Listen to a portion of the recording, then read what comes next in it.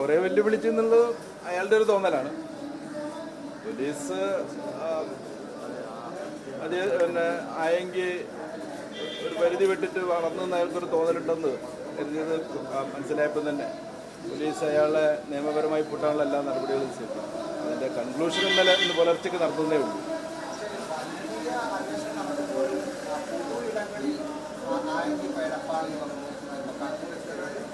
അല്ല,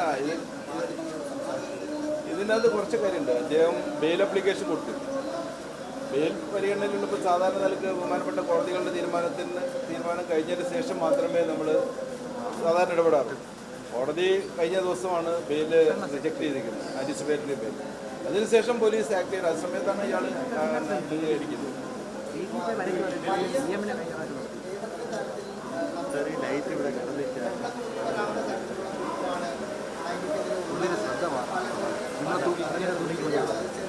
അല്ല, അയാൾ ചെയ്തിരിക്കുന്ന എന്ത് കുറ്റമാണെങ്കിൽ അതിനുള്ള രീതിയിലായിരിക്കും ചെയ്യുന്നത്. പക്ഷേ അത്ര പെട്ടെന്ന് ഊരി വരാൻ പറ്റുമോ എന്നുള്ളത് നമ്മൾ കണ്ടറിയേണ്ടതാണ്.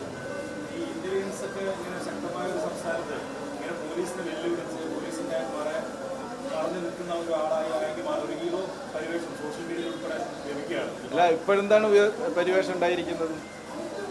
അതായത് അതൊക്കെ അതിനൊരു താൽക്കാലികമായിരിക്കുന്ന ഒരു ഷോ മാത്രമല്ല ഈ പോലീസിനെ വെല്ലുവിളിക്കുക എന്ന് പറഞ്ഞു കഴിഞ്ഞിരിക്കുകയാണെങ്കിൽ സമൂഹത്തിനെ വെല്ലുവിളിക്കണം. പോലീസ് എന്ന് പറയുന്നത് സമൂഹത്തിൽ നിന്നും വേർതിരിക്കുന്ന ഒരു ഇൻസ്റ്റിറ്റ്യൂഷനാണ്. സമൂഹത്തിൻ്റെ സുരക്ഷിതത്വത്തിന് വേണ്ടിയിട്ടും ജനങ്ങളുടെ ജീവനും സ്വത്തിനും കാത്തു സൂക്ഷിക്കുന്നതിന് വേണ്ടിയിട്ടാണ്. അത്തരം പോലീസിനെ വെല്ലുവിളിക്കുന്നതിൽ ആഹ്ലാദം കണ്ടെത്തുന്നുണ്ടെങ്കിൽ അത് സമൂഹത്തിനെ വെല്ലുവിളിക്കുന്നതിൽ ആഹ്ലാദം കണ്ടെത്തുന്നു.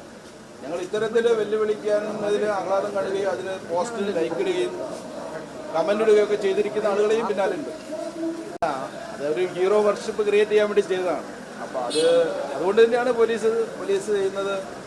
ഞാൻ പറഞ്ഞല്ലോ, CIക്കെതിരെ വെല്ലുവിളിക്കുന്നു എന്ന് പറഞ്ഞു കഴിഞ്ഞാൽ സമൂഹത്തിൻ്റെ സുരക്ഷിതത്വം ഏൽപ്പിച്ചിരിക്കുന്ന ഒരു പോലീസ് ഉദ്യോഗസ്ഥനെയാണ് വെല്ലുവിളിച്ചിരിക്കുന്നത്.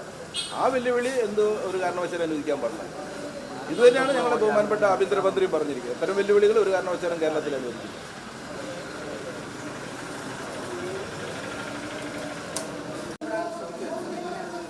അല്ല, അയാൾ ലൊക്കേഷനുകൾ പലയിടത്തു നിന്നും മാറി നടക്കുകയായിരുന്നു. പക്ഷേ അയാൾ പോകുന്ന മാറുകളിലൊക്കെ ഞങ്ങളുണ്ടായിരുന്നു. പക്ഷെ ഞങ്ങളൊരു കാര്യമുണ്ട്, ഞങ്ങൾക്ക് ബഹുമാനപ്പെട്ട ആഭ്യന്തരമന്ത്രിയുടെ കൃത്യമായിരിക്കുന്ന നിർദ്ദേശമുണ്ട്.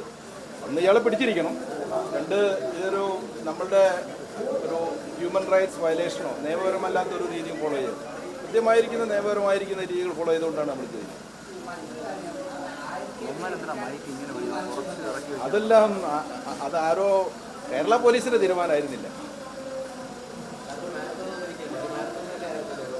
അല്ല, ഞാനിവിടെ പറഞ്ഞു അതാണ്. കാരണം ഞങ്ങൾ കുറച്ച് പേര് ഓടിക്കുകയായിരുന്നു. അത് കഴിഞ്ഞ് ഇന്നലെ 2 മണിക്കാണ്, ഇന്ന് പുലർച്ചയ്ക്ക് 2 മണിക്കാണ് ആ മാരത്തോൺ ഒരു ഘട്ടം കഴിഞ്ഞത്. പക്ഷെ മാരത്തോൺ ഇവിടെ അവസാനിച്ചിട്ടില്ല. ഞങ്ങൾ ഓപ്പറേഷൻ ഗ്രിപ്പ് എന്ന് പറഞ്ഞൊരു മാരത്തോൺ ഉണ്ട്. ആ മാരത്തോൺ കുട്ടികൾക്ക് പിന്നാലെയാണ്. അതിൽ ഇന്നലെ ഒരു 55ഓളം പേരെ ഞങ്ങൾ കസ്റ്റഡിയിൽ എടുത്തിട്ടുണ്ട്. അത് തുടർന്നുകൊണ്ടിരിക്കും. കാരണം ഈ ആയെങ്കിയല്ല, ഈ ഒരായെങ്കിലും തന്നെ സമൂഹത്തെ വെല്ലുവിളിക്കുന്ന രീതിയിൽ ഉണ്ടാകാൻ പാടില്ല.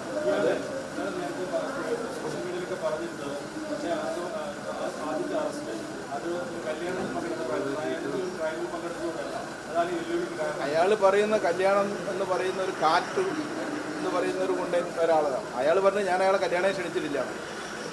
ഇവിടെ ചില ഗുണ്ടകൾ അവരുടെ ഗ്യാങ്ങിനൊക്കെ ചേർന്നുകൊണ്ട് ബർത്ത്ഡേ പാർട്ടി നടത്തുക, അത് സോഷ്യൽ മീഡിയയിൽ ഇടുക, അതൊരു ഹീറോയിസം ആകുക, എന്നിട്ട് യങ്സ്റ്റേഴ്സിനെ തെറ്റിദ്ധരിപ്പിക്കുക, അല്ലെങ്കിൽ അവർ അതിലൂടെ തന്നെ ആളുകളിൽ ഒരു വലിയ ക്ലൗഡ് സമൂഹത്തിൽ സൃഷ്ടിക്കുക.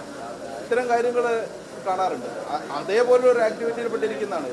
അത്തരം കാര്യങ്ങൾ സമൂഹ സുരക്ഷയ്ക്ക് നല്ലതല്ല. അത് നമ്മൾ നേരിടുക തന്നെ.